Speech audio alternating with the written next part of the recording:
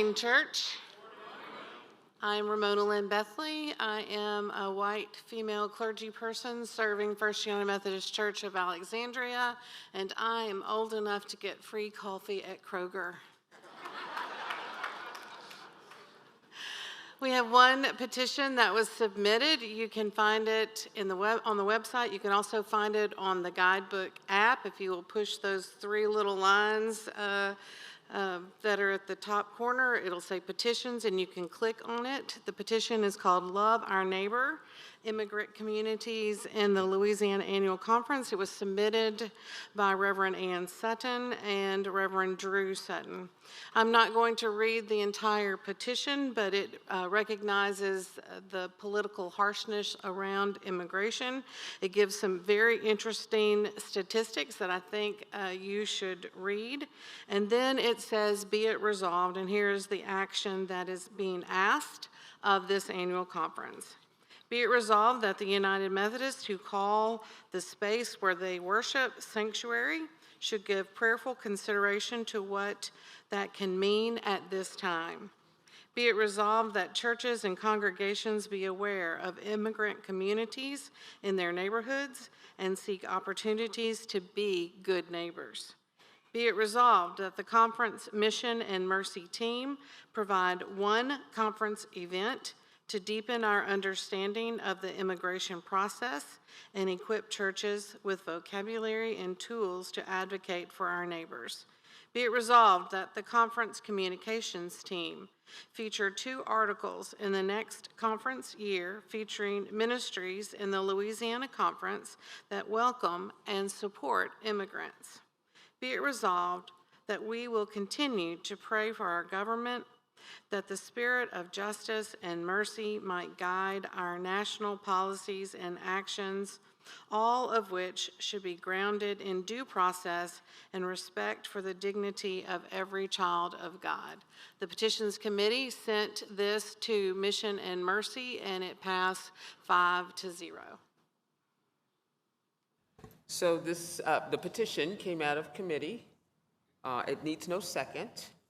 And so therefore it is now open if anyone would like to ask questions to the petition.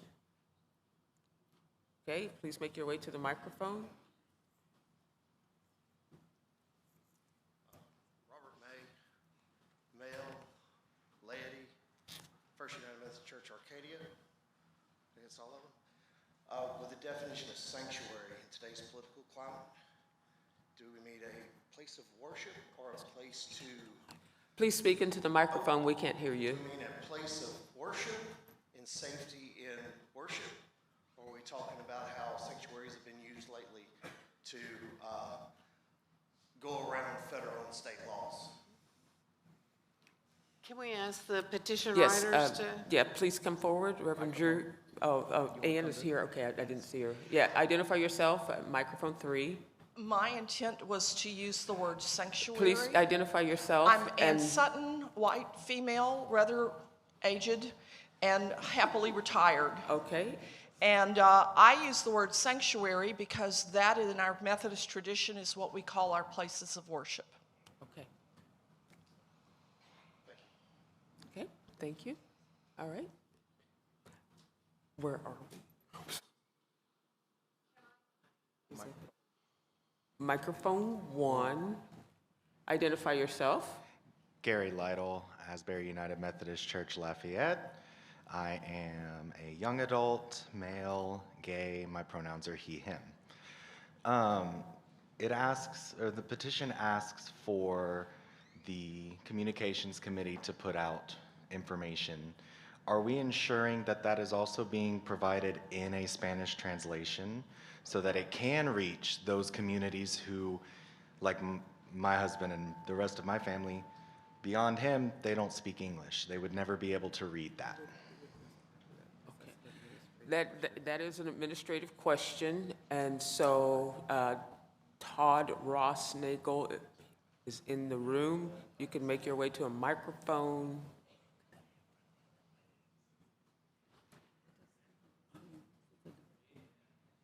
And let's give Todd just a moment. Please identify yourself, and can you give some guidance on that? Yes.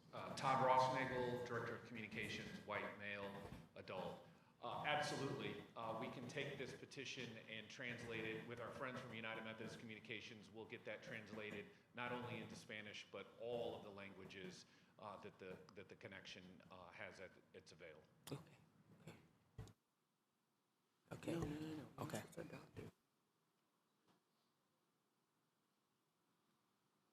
Microphone 3. That's y'all.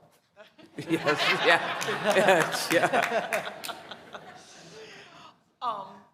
I would like to add some information to the petition as far as information, because there are 8 detention centers in Louisiana. They are privately owned, for-profit places. There are 7,000 people in those detention centers. Louisiana has 223,000 identified immigrants, and there is no single word to define that population, except they are 5% of our state population. There are 6,891 students in Louisiana who use student visas. As you well know, now may not be students in Louisiana. These detention centers include the towns of Oberlin, Jena, Jonesboro, Pine Prairie, Monroe, Faraday, Basile, and Winfield. Many of them have been in the news, and many of them have had charges against them about how those folks have been treated in those places. My own experience has been assisting detainees who are released get their airport boarding passes in Lafayette, and I've helped young women, all young women, who crossed the border, gave themselves over to Border Patrol to begin the process of asylum. I used to think that asylum was only offered to ballerinas and sports figures, but in fact there are many people around the world who want to come here so badly they will start this convoluted situation. There have been women from Afghanistan, China, Venezuela, Africa, Russia, Ukraine, and Honduras who I've assisted, and some of whom have stayed in my home. It is a complex and crazy system. My resolution asks that we pay attention, and you see that the actions that I've asked are about information. They are not so much political, although often things become political, and I just simply close with this little piece of history. In 1956, when I was 1 year old, the United Methodists of that time met to do their business. This was just as the Central Conference was being closed and assimilated into all that we call Methodist here in the United States. Women were first being granted rights of ordination and ministry, and the Louisiana Annual Conference that year in 1956 stepped up and said, I gotta put my glasses on. The Louisiana Methodist Conference threw its weight Friday against a proposal to allow the state to close any public schools that are forced to integrate. The conference approved a resolution, which is simply a tool that we have to speak to the world, a resolution opposing any measure or measures that would tend to weaken or destroy our free democratic public education system. And I just leave it with you that, yes, this will become political, but it is grounded for me in that every person is a child of God and is owed due process and consideration among us. Thank you. Thank you. Yeah. Okay, microphone 4. Please identify yourself. Yes, ma'am. J.C. Richardson, pastor, Wesley United Methodist Church, African American male, and relatively young.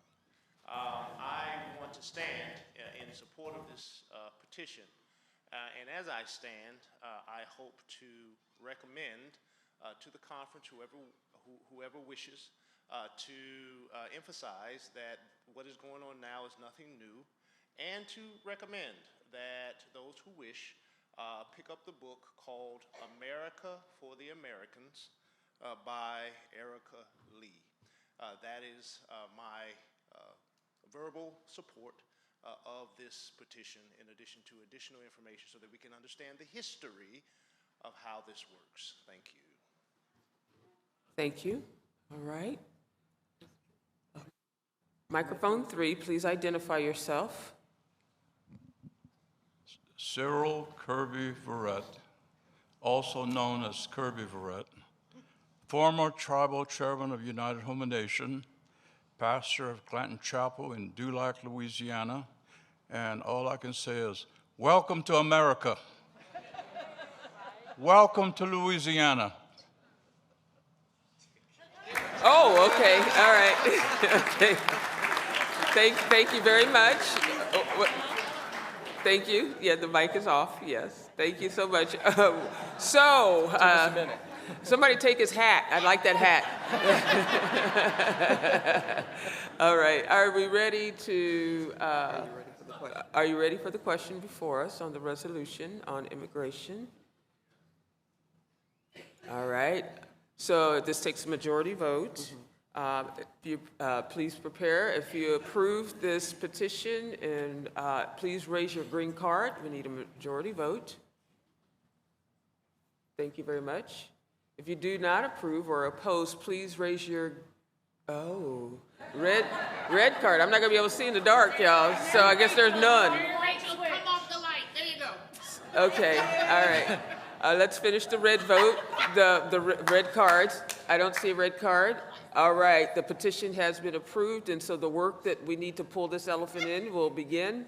And thank you very much. And again, this is a very important issue in our community, in our world, and it is important to us as United Methodists. And again, I cannot stress enough for us all to be informed by our social principles on how we engage the world that support petitions such as this. So give me a second. I'm going to